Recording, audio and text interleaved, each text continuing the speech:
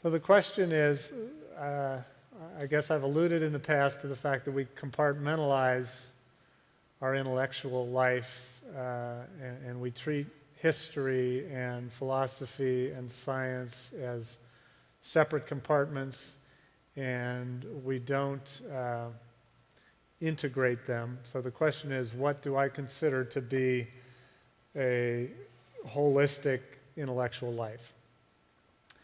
And here again, I would say that Christians are very guilty of this, as well as scientific naturalists being guilty of this. In the case of science, to answer your question, a holistic intellectual life would be one where we value the study of history and the study of science and the study of philosophy and critical thinking and logic.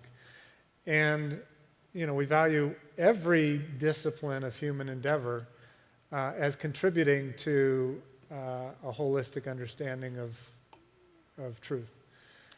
In the case of science, the reason we've gotten away from that is because of specialization.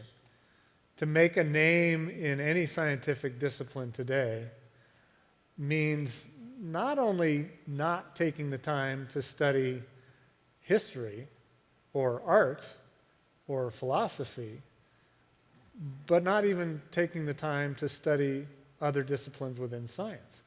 The extreme example of this is an astrophysicist I know who talks about being at Caltech and going out to lunch, and after you go through the buffet line, what happens is that all of the astronomers segregate themselves so that the cosmic ray astronomers are sitting at one table and the gamma ray astronomers are sitting at another table, and even at that level there's no mingling and interaction because they've become so specialized.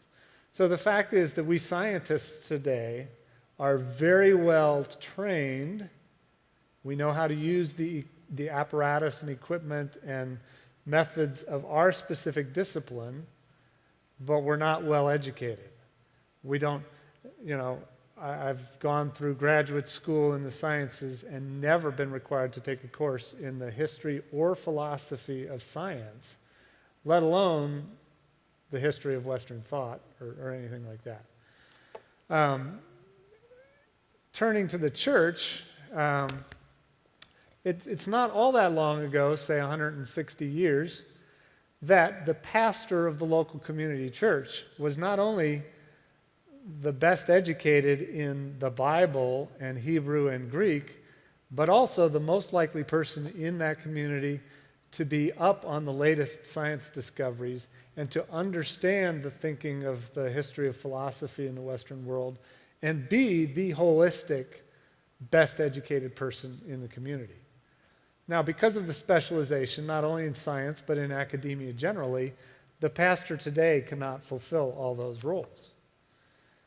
And yet he finds himself in a position of authority where there's a whole group of people who look to him as their spiritual shepherd and therefore also as their general, the person to whom they go through with questions generally.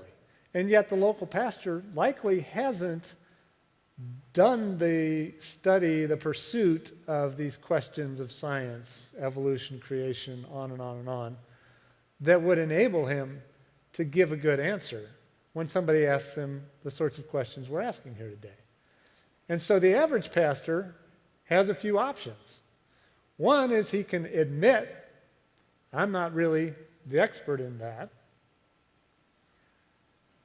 which hopefully he would do if it were, say you came to your local pastor and said, I've got this business venture opportunity. Here it is. Lay it out to him. Do you think I should take it or not?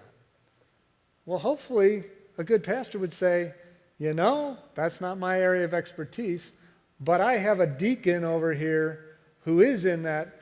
Why don't you go to him? He understands Scripture and scriptural principles that might apply, but he also understands the economics of your question.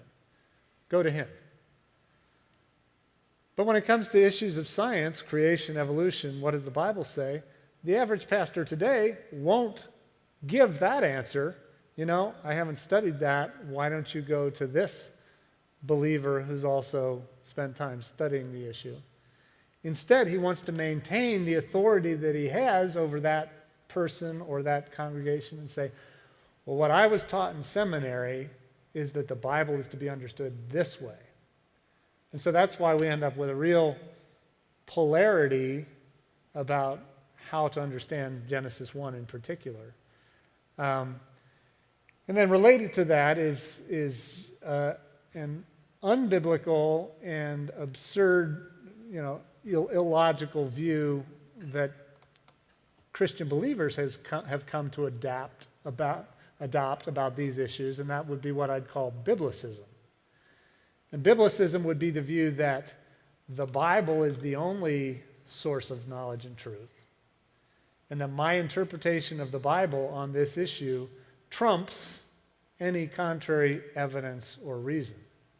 Now, the historical, at least Protestant and arguably the historical Christian understanding is that God has revealed truth to us in two ways, both through general revelation, which would include what we call science, the creation around us, and special revelation, the Bible and Jesus himself.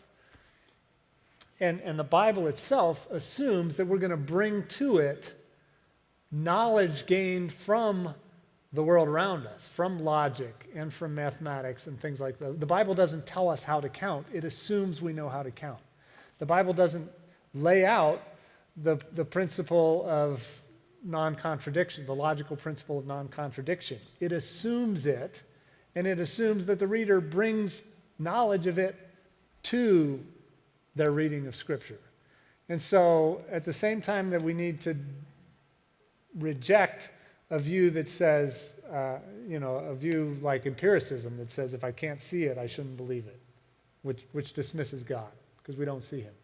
He's not a physical being.